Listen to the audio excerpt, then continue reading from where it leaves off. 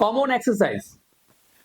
মজার একটা বিষয় আপনাদের সাথে শেয়ার করি, সেটা হচ্ছে অনেক বাবা মা চায় আমার সন্তান ফুটবলার হবে, ক্রিকেটার হবে, বেসবল খেলবে, রানার হবে, অনেক কিছু চিন্তা করেন। এখন চিন্তা করেছেন ভালো কথা, কিন্তু সেটার জন্য কি সন্তানকে রেডি করছেন? রেডি করার কিন্তু একটা মাধ্যম আছে। কি মাধ্যম?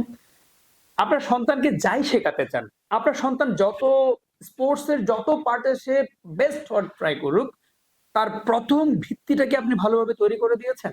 সেটা কি কখনো ভেবেছেন? এটা ভাবা কিন্তু জরুরি। কেন জরুরি? আপনার বাচ্চা যদি ভালো ক্রিকেটার হতে যায়, তার ফিটনেস যদি পারফেক্ট না থাকে, সে ভালো ক্রিকেটার হবে না। ফুটবলার হতে চান, ফিটনেস লাগবে, ফ্লেক্সিবিলিটি লাগবে।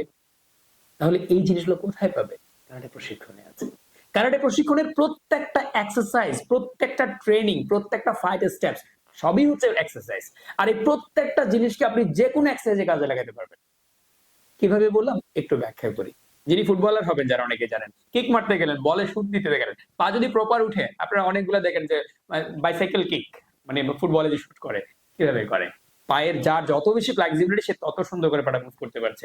আপনি যদি ক্রিকেটে যান, খুব বেশি জাম করে যে বলটা মুভ করা, ফিল্ডিং করছে, কিভাবে করছে? তার বডি ফ্লেক্সিবল। তাহলে এই ফ্লেক্সিবিলিটি গুলো শেখানোর জন্য আপনাকে কোনো একটা প্রতিষ্ঠানকে বেছে নিতে হবে, যেখানে তার বডি ফ্লেক্সিবল করবে।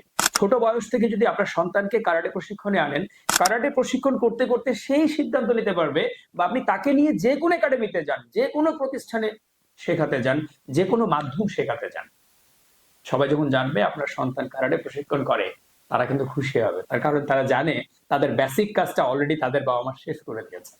তো সন্তানের বেসিক কাজ শেষ করে দেওয়ার জন্য হলেও সন্তানকে প্রথমেই কারাটে প্রশিক্ষণে ভর্তি করেন। সবাই ভালো থাকুন, সন্তানকে কারাটে শেখান, সুস্থ থাকুন। আসসালামু আলাইকুম।